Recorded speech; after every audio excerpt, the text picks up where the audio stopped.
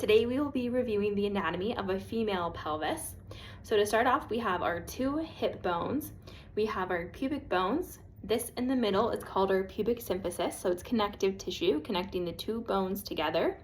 And then down on this bottom portion, we have our clitoris, we have our urethra, our vaginal opening, anal opening, and then area between the two, we call this the perineum or the perineal body. And then all of this red tissue connecting all of the bones of the pelvis together is our pelvic floor muscles. So we have a lot going on in a really small area. And then internally, we have more pelvic floor muscles that stack on top of each other. And we have 3 different layers of our pelvic floor, but they all work together to perform a pelvic floor contraction, also called a Kegel.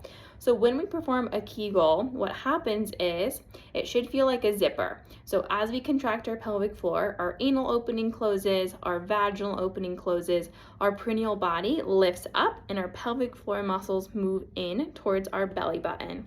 With that being said, it doesn't feel like a huge contraction. We can't see a huge thing moving like our arm if we did a bicep curl.